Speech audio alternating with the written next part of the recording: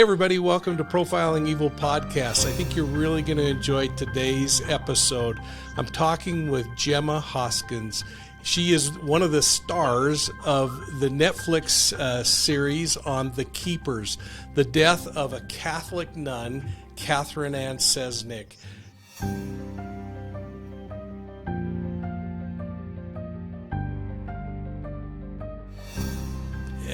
Gemma, how are you doing today?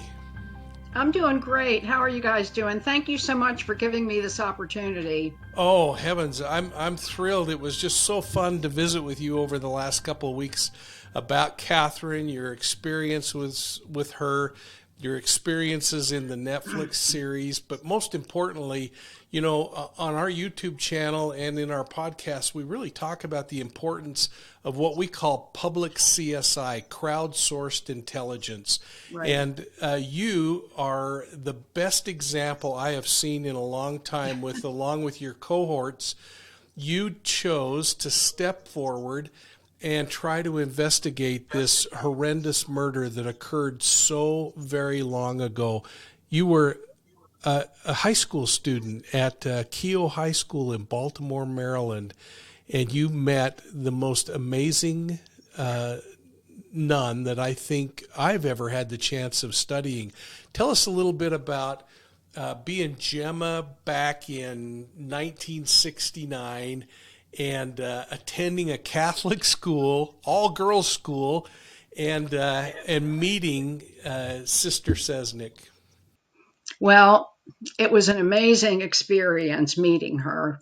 I grew up in a Catholic family, so, excuse me, I was in Catholic school for 12 years. So I wore what we would call uniform for 12 years, which is kind of a double-edged sword. And I know we're going to talk about the Catholic Church, but basically when I was a freshman at B.O.L.O, Sister Kathy was an English teacher. So I was in her English class, and for 2 years, I participated in the drama club, and she and her friend, Sister Russell, were the coaches for the drama club. So I had that experience with her as well.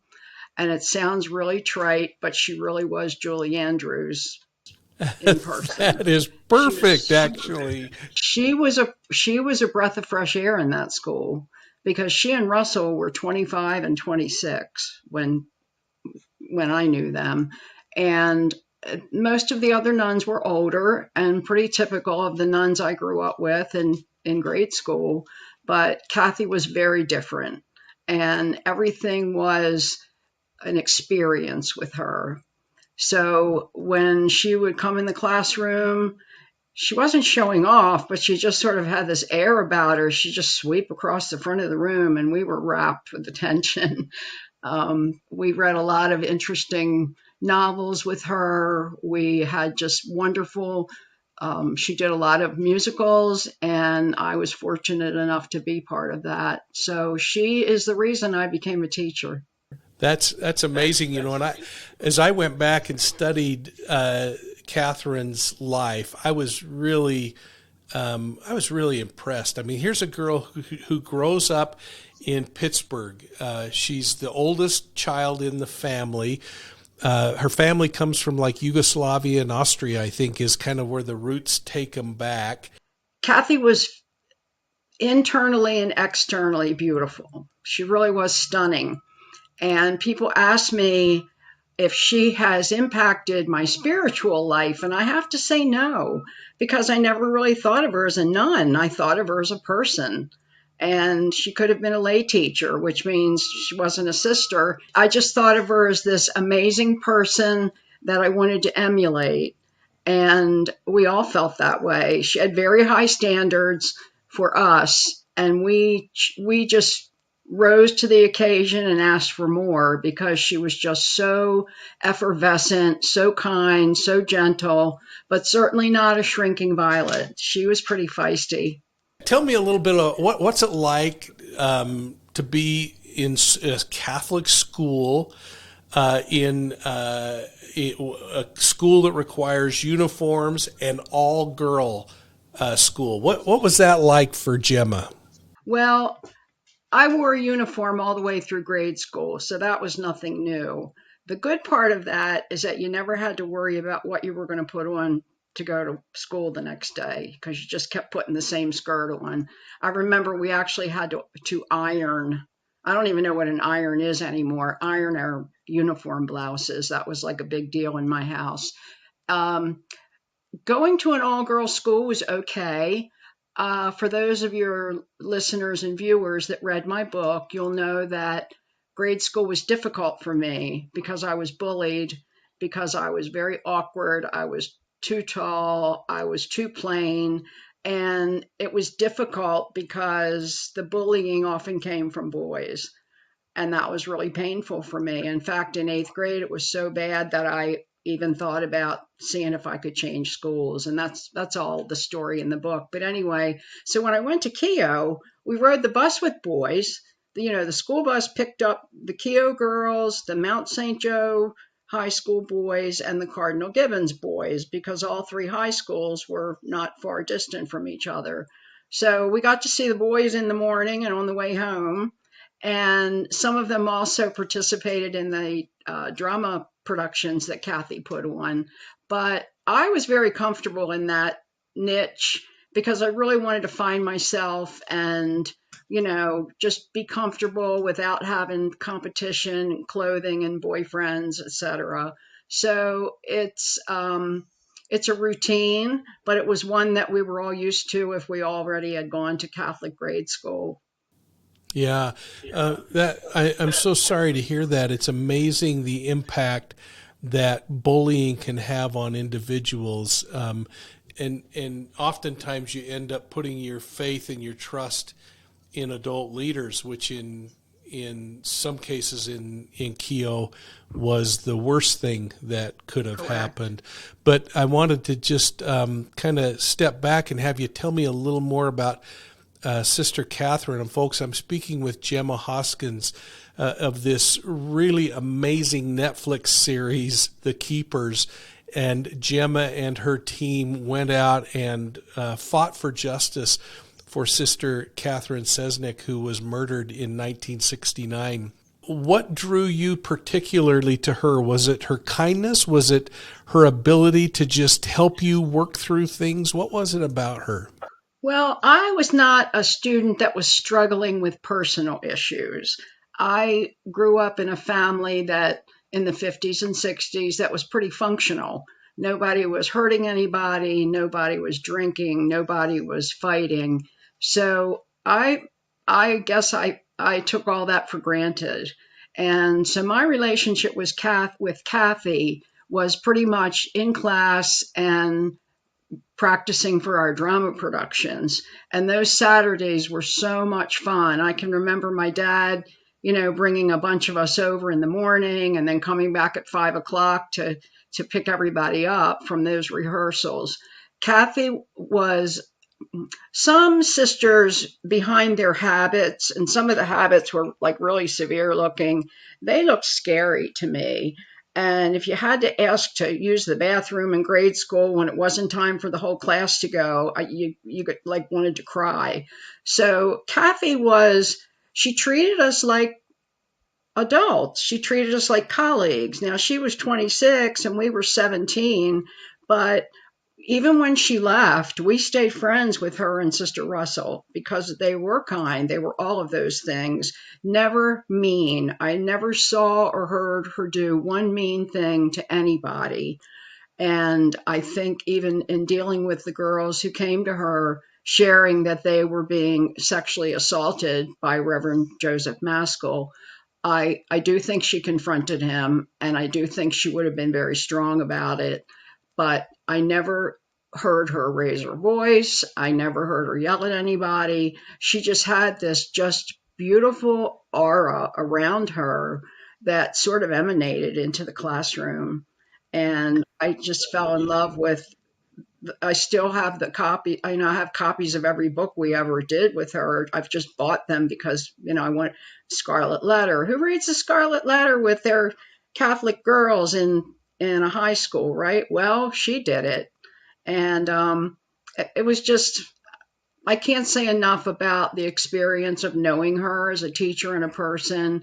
And I know we idolize people that have died and, they become icons, but she really deserves all that.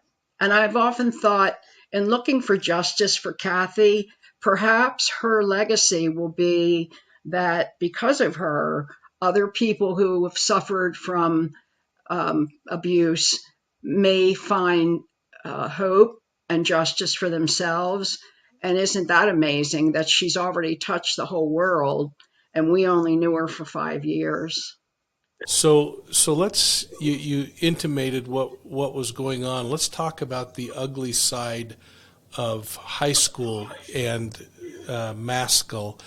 Right. If you could, maybe without going into a lot of detail, paint a picture of what your schoolmates were facing, because I want to talk about the difference between some of the challenges those children were facing and your family dynamic, and maybe some lessons that could be learned from them. Sure. Well, Reverend Joseph Maskell was the school chaplain.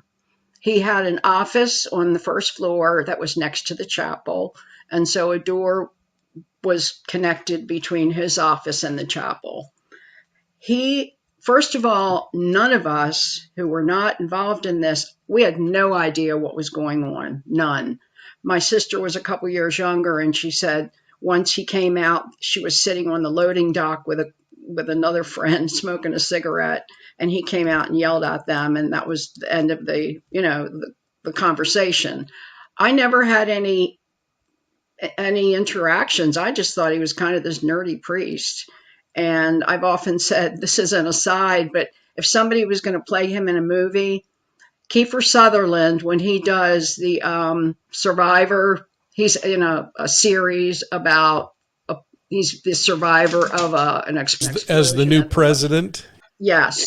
And he would be perfect because he could look like that.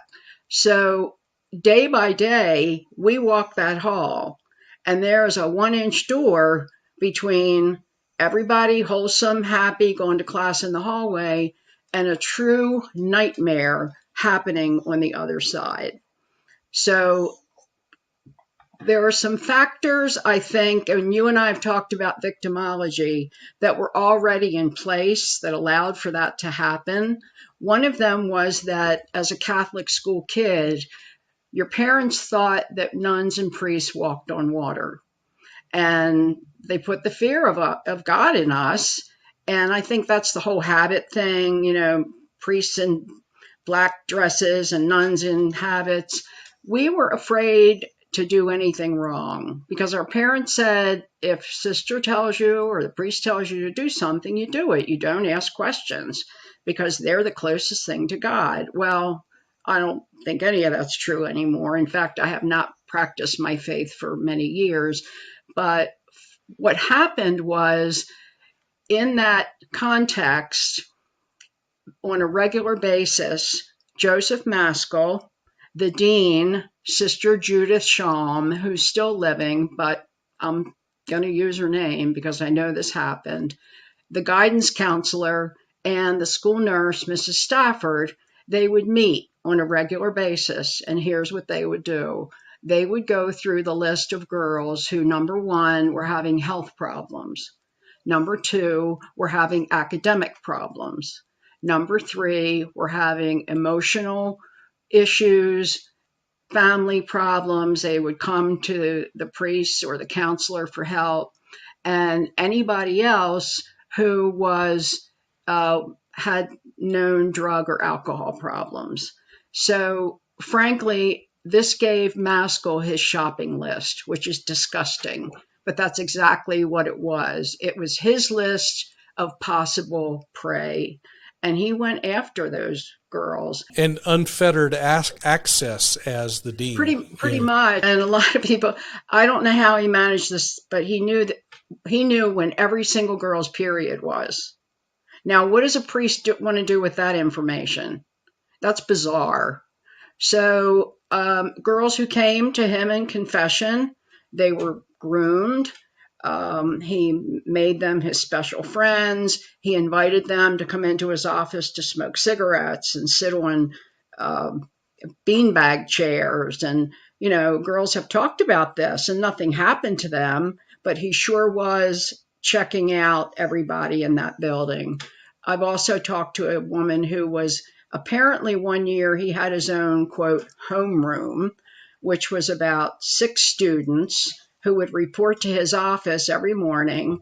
And one of them told me she would have to sit next to him on the floor, and he forced her while he was having homeroom to be masturbating him.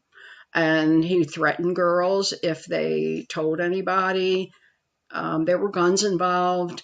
He had a gun in his desk drawer. Girls were hypnotized. Girls were given drugs in a Coke. Who doesn't want to accept a Coke from somebody who's letting you sit in their office and smoke a cigarette, right?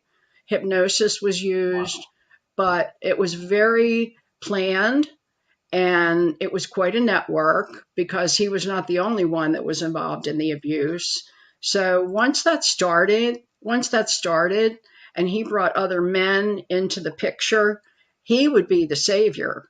He'd stand at the door, and very violent police officers, some well-known politicians, businessmen, they would enter through a fire door, which was on the outside of the building, which was between his office and the chapel. He would lock the doors to the chapel, and he would, of course, lock his door, and the most bizarre orgy-related things happened in the chapel and in his office.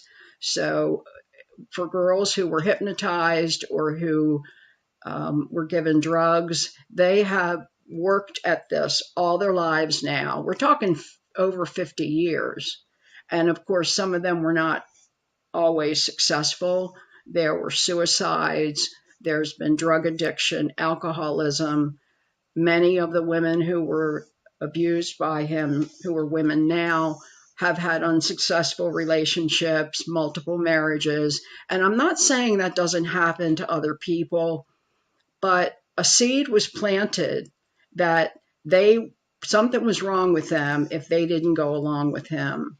And so him introducing them to drugs and alcohol, we believe that he used some MK Ultra mind control experiments to get them to do what he wanted.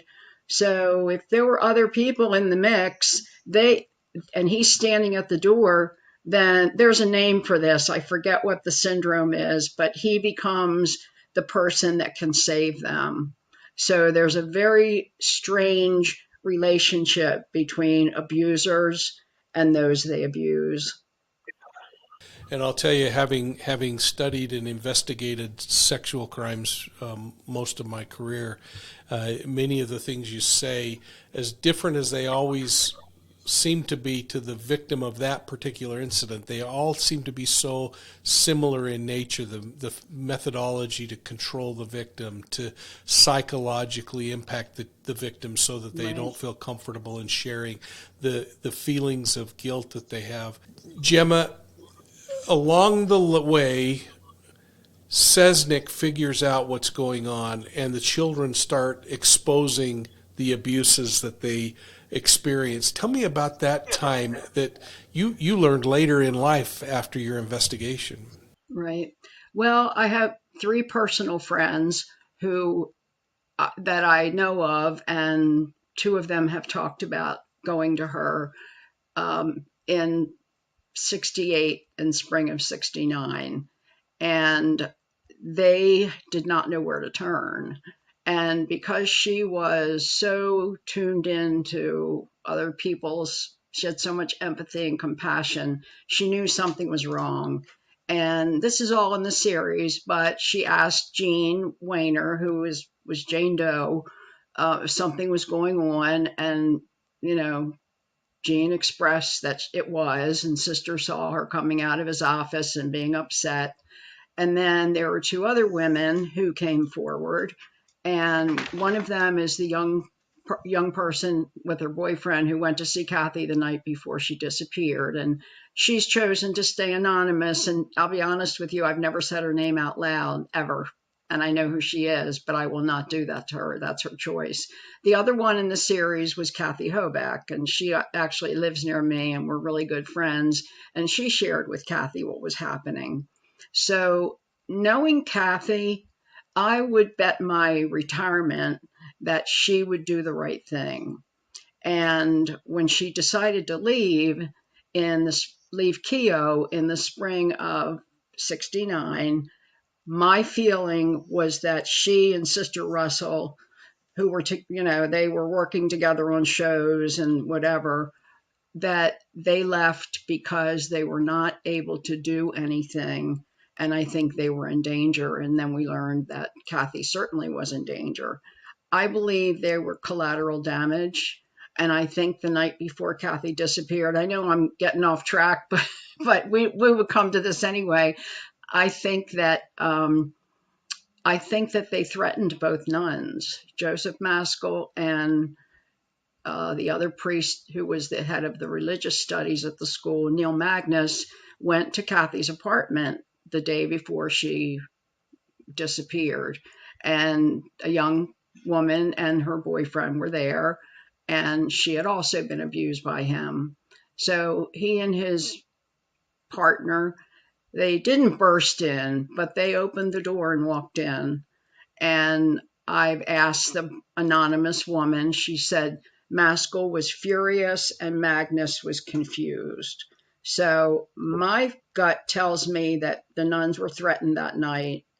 And I think it all came to fruition the next day when Kathy disappeared on a shopping trip. They were collateral damage, Mike. They had to be gotten rid of, because I do believe that they reported to the church and to their supervisors. Well, yeah, I mean that's amazing because now we're talking November 7th, 1969. Yes, correct. Kathy leaves work, goes to a bank and cashes her check. She from tracing her, and of course I love mapping, so I like to trace the routes that people travel and see what the similarities are. And she goes from there to a bakery and picks up some items, so she clearly has plans of some sort. But then she goes and she buys a gift for a family member, and I kind of chosen not to get too particular about that, but maybe it is worth talking about. It is worth talking about because what you're sharing with me and what was presented in the Keepers, you have to remember that came out 4 years ago. We have learned that her path, her journey was different than that. And I had a friend who lives there. She actually drove the correct trip. And we tried to see if she could do all of those errands and get back by the time that people believe she came back. So what I can share with you, and you'll appreciate this if you're into mapping, is that she came home from school. She and Russell had dinner, and a young woman stopped by to drop something off. Russell is who? Russell is Sister Kathy's roommate, who also was a nun at Keogh. Yeah, it's important to point out because Russell sounds like a man's name. I know it was her a name from her family. It's Sister Helen.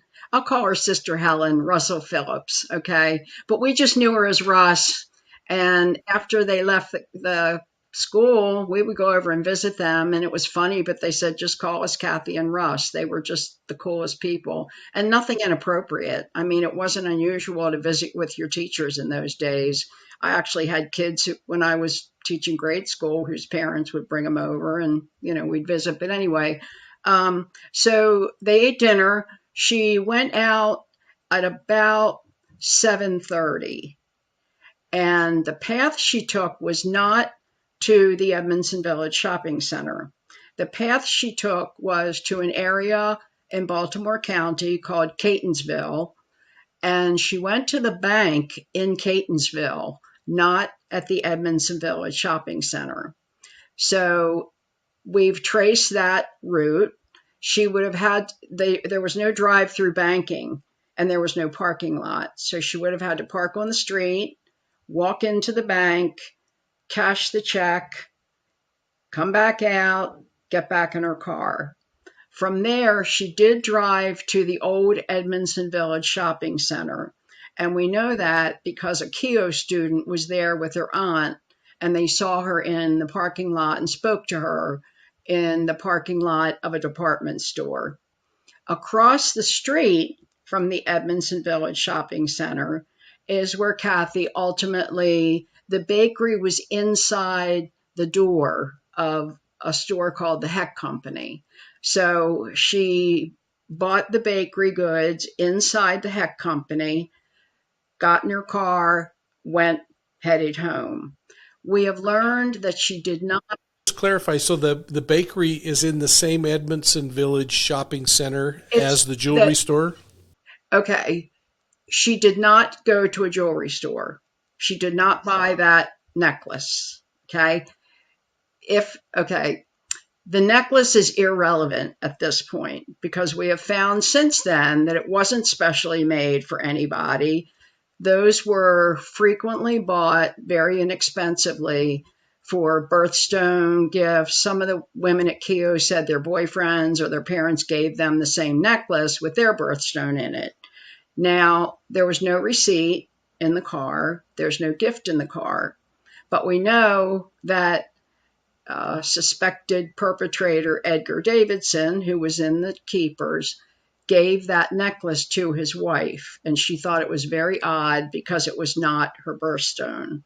Yeah. We have learned since then, so the necklace has been in police custody all this time, Baltimore County Police.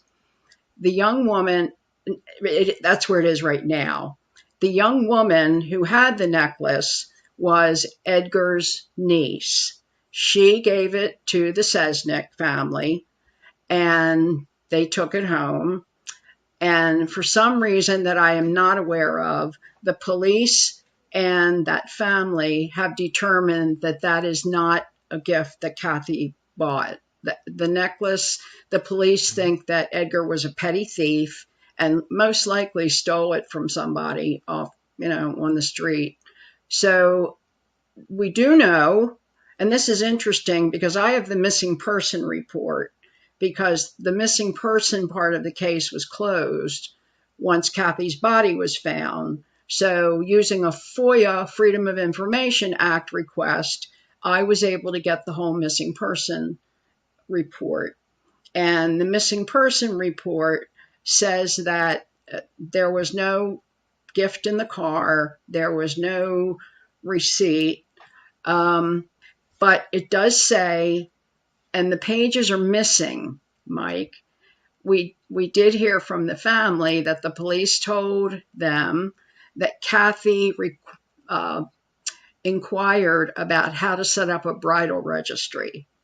Now, Edmondson Village Shopping Center is a strip of old time, not old time now, but it's very old shopping center stores. It's not an inside mall. Across the highway from that was a huge department store, the Heck Company. And that's where Kathy went to find out about the bridal registry, to find out about, to buy the baked goods. And that's where she returned home from. So the map is different than what was shown in the keepers because the bank was not in the shopping center. And we think that all of this could have happened within an hour. It's really tight, but we've tried it and just estimated how much time she would have spent at each place. So we think it's possible because she was seen in her car back in her parking space around 8:30. So all that would have had to happen in an hour. Interesting. So now Kathy had a priest who had not taken his vows that she was very close to. Correct. Now the investigator in me wants to know who she was thinking of a bridal registry for. Oh, yes, for her sister. I'm sorry. In the series, we know that her sister, she told a girl at the public high school where she was teaching, Western High School, that afternoon, she was excited because she was going to buy an engagement present for her sister. So the fact that she inquired about a bridal registry, nuns wouldn't know about a bridal registry, and that she spoke to a salesperson, and that happens to be one of the pages that's missing from the missing person report. And I request. Oh, interesting. And because wasn't the priest hoping that perhaps they could leave the official ministry and get married? Jerry Koob was a Jesuit seminarian, and part of his training was to have the experience of teaching in a Catholic high school. So almost like a student teacher. So the first year that Keogh was open, Koob was assigned there to teach religion. And he went to Kathy and he said they had met. Okay, they were friends. They had met at a conference like the year before that. Okay, and again, Kathy is a nun and he's a Jesuit seminarian, so they were friends. He came to Keogh and he said, I have no idea how to teach these girls. And Kathy invited him to come in and watch her teach. And he did. And that would have been like the best experience for somebody who didn't know how to teach, was to watch her, because she used what's called the Socratic Method, where she became part of the conversation. She wasn't directing it. And she would ask probing questions and for us to repeat what we thought we heard someone else say. It was very much the way teachers teach now. And I adopted all of it for my teaching. But they knew each other from Keogh and from this conference, and they became very close friends. Now, there's a lot of supposition. People like things to be sensational. They don't like to watch boring. They want to sometimes think the worst of people. I don't know exactly what their relationship was, because I frankly think that he cared a lot more about her than she did about him. And I believe that, I know that he asked her to marry him and she said no. And then a couple years later, he asked her again and she still said no. She told everybody, she sent a letter to everybody saying that they were leaving the school as a social experiment. Now, the school approved it, but what's called the Mother House, which is the supervisory School Sisters of Notre Dame convent, which is where Kathy and Sister Russell went to learn to become nuns, they did not approve it. But the women did it anyway, and they were given a deadline. They were told they had to make a decision by the end of 1969 as to whether or not they would be definitely leaving the convent completely or returning to Keogh. So I know that he was aware of that, Koob, and he's talked about that she had this decision she had to make by the end of the year. Catherine disappears that night. Yes. And her car is found mysteriously parked across the street, oddly on the corner, not characteristic of her driving. Right. It's covered with mud. The buns are still in it that she purchased at the bakery. Right. And the days and weeks grind by. Were you, as students, aware that she had disappeared during this time? And then, if you could, just share about your dear friend being taken to the site where Catherine was laying. Right. Yes, we were aware that Kathy had disappeared. We had no idea what was going on. The car, the way it was found, again, was typically not the way she would have parked it. But I can also tell you that the next morning, when it was, the night that it was found, it was not processed at the scene. And I've learned a lot about how officers process cars. This car was put on a tow truck for a local towing company, not the police department, with the rear end up. So it was towed, dragging the car with the nose down and the rear up. It was not processed until they took it to the Southwest Baltimore City Auto Bay at the police department. So all the evidence got shifted around. There's nothing reliable about the processing of the car. And pictures of that were available in the keepers, and all the pictures, they're not efficient because the car was processed after it was towed, which makes no sense. And I've talked to a Baltimore County homicide officer who said if the weather is bad, the car is wrapped in plastic inside and out so that nothing moves, and it's put on a flatbed truck, not towed nose up or down, so that nothing gets jarred. Everything shifted around. So to me, that was a wasted processing of that car.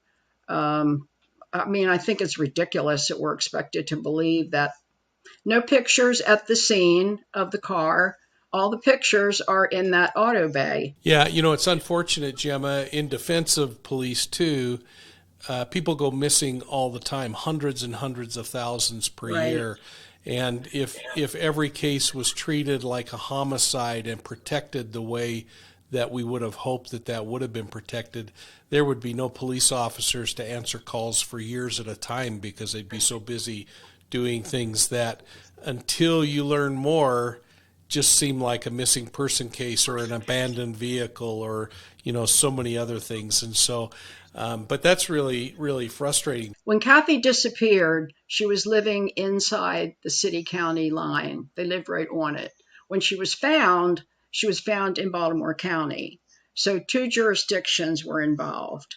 If you look at the picture of the neighborhood, the Saturday after she disappeared, I have counted 30 police cars. Now, why did 30 police cars show up for a 26-year-old missing woman? The fact that she was a nun is kind of inconsequential at that point, but we also know that a large number of police officers were involved in the abuse inside the building at Keogh.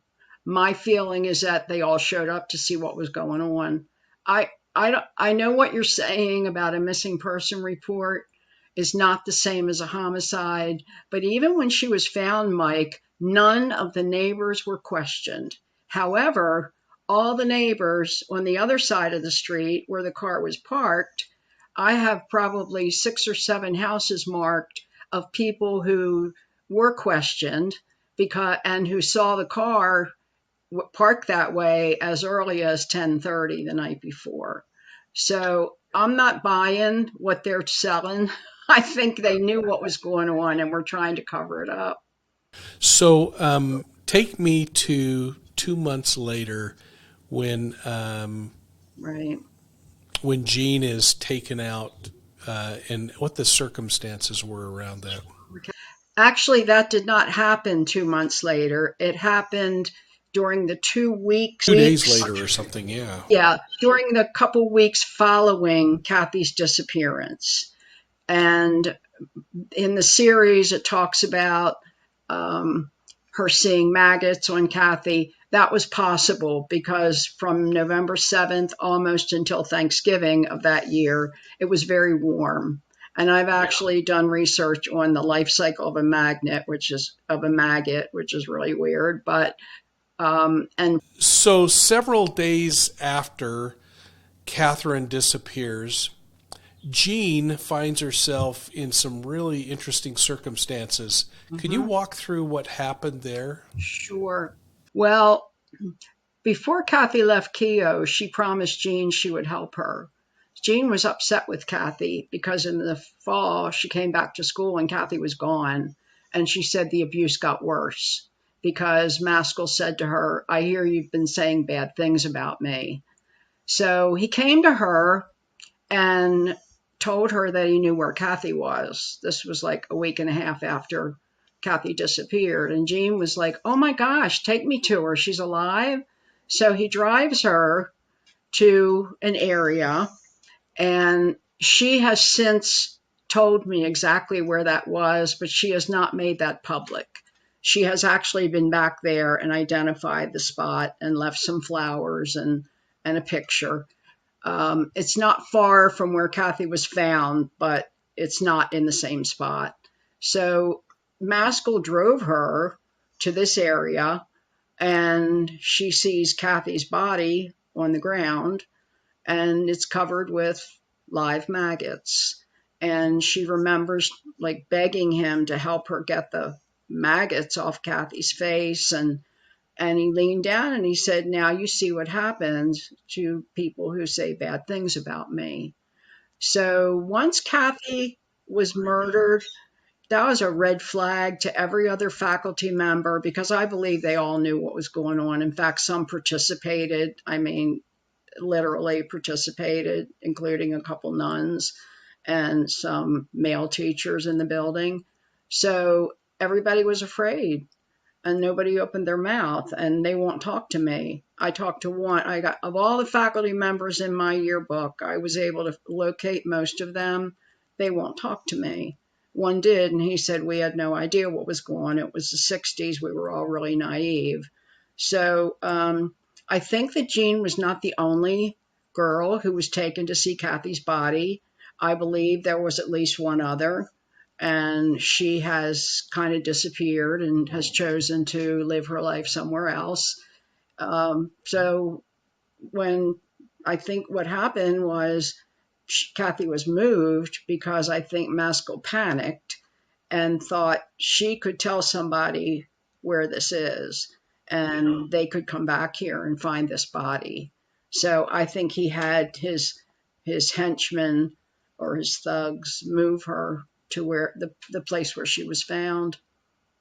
Well, and she eventually is recovered, Right. but many, many years pass, and you all start to put more and more pressure on not only the church officials, but law enforcement, and you start to get validation that things that Jean was having memories of were validated by other people who experienced the Correct. same thing, that people, including a man who came forward, were victimized by this same individual. Mm-hmm. And all of that's documented in the show, and we want people to go back Yes. and watch the show. But I thought it was so pivotal for Jean when the medical examiner finally admitted that the possibility of maggots on this body, if she had seen a body in November, was Correct. absolutely possible. What was that experience like for her? Do you remember? Yes, I do. First of all, when Kathy was found, there was no evidence of maggots, living or dead, just at first sight. When the autopsy was done, and I have a copy of it, so I've read this so many times. Kathy's family gave me a copy. I won't publish it. I won't show it to anybody. It's gotten out there, but it wasn't because of me. There were many maggots in her trachea and her esophagus, because maggots burrow deeper when it begins to get cold. So they would have been evident on her face when Jean saw her. And then as the weather began to get cold, this is very hard for me to talk about. I have to like distance myself from the fact that this was my teacher. They burrowed deeper into her body. And that's what the medical examiner addresses in the autopsy. Interestingly enough, James Scannell, who was the captain on duty that day and who is also in the series, he's dead now. He passed away 2 years ago. Out of the blue, when our director was interviewing him, he said, I mean, there were no maggots or anything. And he wasn't asked about that. So I have questions about his involvement. And we also have learned that he abused some girls at Keogh also. So a lot of people were involved in this. I think it was a huge network. I think it was networks within networks. Like if you can picture Venn diagrams, we had thugs, we had politicians, we had business people, we had police officers, other priests, nuns. All of this was going on, and they all took care of each other. So, yeah, when Jean shared that about the maggots, it all made sense. So, who's going to question Werner Spitz? I mean, like the fact that he was the medical examiner here in Maryland is pretty amazing itself. And, you know, I believe that she's credible and I believe everything she has shared. I don't know how she survived everything. I really don't. Gemma, it's now a few years since The Keepers has been out, and you continue to push for more and more information, for continued investigation. This has become your life's work. It has, and I'll plug my book. The book is called Keeping On. I'm not stupid. It's a good title, right? Keeping On. And I have another one coming out after this is all over called Keeping It Real with all the backstories. But anyway, it's why I think I was born. And I don't mean to sound trite or like, oh, I found my purpose in life. But about 2 years ago, after The Keepers came out, I was in this situation where I thought, the Pope knows who I am. The president knows who Gemma Hoskins is. This is really surreal. And so I started to think about any differences I had made for people who had been abused or who were looking for justice for Kathy. And I really feel like that's what I'm supposed to be doing. I'm 68, and this last quarter of my life, it's a very rich and interesting tapestry of lies, deception, but also wonderful people who have supported me and who are helping me, like you. I'm going to pick your brain. So I think it's really my purpose in being here. And that kind of blows my mind because how many people really know why they're here? And we look for that all our lives. And I look towards my late husband and my mom and Kathy, people that have passed on already, and I get their energy. And I'm not talking about like a medium, but I just really feel like this is the right thing for me to do. And I'm facing some pretty big, that David and Goliath thing. The church doesn't want anything to do with me, and they're still covering up. There is a criminal investigation going on in Maryland, and hopefully the Attorney General will convene a grand jury into clergy abuse. And I believe I have probably sent, I'm going to guess 30 individuals to that investigator because they have information and people don't know what to do with it.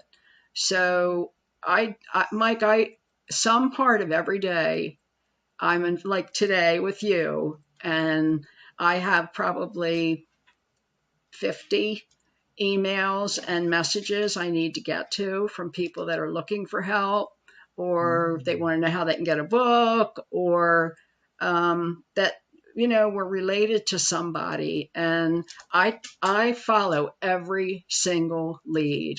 I have been the one who was lucky enough to find the older people who lived at the Carriage House Apartments.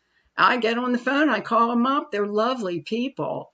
And they've all said that even when Kathy was found, nobody questioned them. The hunter that found Kathy has never been questioned since the day he found her, ever. He did a podcast with us, and he said, I wish they would call me. So we gave his contact information to the police. They never got back to him. But we found him, and it took a while to find him. And he gave us the whole story. It was fascinating. I'll send you that if you want to listen to it. He's never, ever, since that day, he said he went into the station for a couple hours. He was there when they arrived. He was there when they took her away and told us where he called from, the whole story. But nobody has talked to him. Now, what kind of active case is this? Well, send us the link for that, because we'll attach it below with this podcast so that people have the opportunity to get more information. And again, folks, go watch the Netflix series. Where can we buy your book, Gemma? You can buy my book on Amazon. It's also actually available in some libraries and independent bookstores, but the best place to look is Amazon, because it's available in a paperback for about 16 or 17 bucks. It's available as an ebook. And I also went to a recording studio all of last summer and did my own narration for the Audible version. So people get to listen to this Balmer Gem for 8 hours if they want to listen to the Audible version. But I couldn't imagine another narrator telling my story. So. No. Well, and folks, you don't want to miss this. Please make sure you check out Gemma's book. You can read about her by just going out onto the World Wide Web, and you'll find all kinds of articles about I have a website. And the website is? GemmaHoskins.com. And so make sure you go to Gemma's website, where you can actually leave her a message if you'd like. And please go to the Netflix series and watch that 7-part series. It is phenomenal. And Gemma, I just want to say in closing that what you have done is you've breathed new life into a cold case. And Catherine's family, you and your schoolmates will forever know, regardless of what the outcome may be, that you did everything that you could possibly do to shed light on Catherine's death. But I want to leave you with just a thought that may be even bigger than Catherine's death, knowing the kind of goodness that she brought into this world, is that perhaps through these efforts, there are more checks and balances in the system itself, that children can't be put into that position as easily as they were in 1969. And because of that, you can rest knowing that many children are being spared victimization because of those efforts and forcing ugly darkness into light. So from all of us at Profiling Evil, I cannot thank you enough, and know that you have a committed friend in me whenever you have questions that would be happy to explore those further with you. Thank you so much. And if you don't mind, I'm going to look right in this camera and say one thing to your viewers, and that is there's help out there for you if you have been abused, if you were abused as a child. There's a lot of resources. Please get some help. Please come forward. If you have any information about Sister Kathy or about the other young woman who was murdered a few days later, Joyce Malecki, or anything at all about any clergy abuse, please, you can get in touch with me or Mike, and we will send you in the right direction. This is something that we have to take care of each other, and we have to take care of our children. And we need, as Mike said, to be doing that as a world community.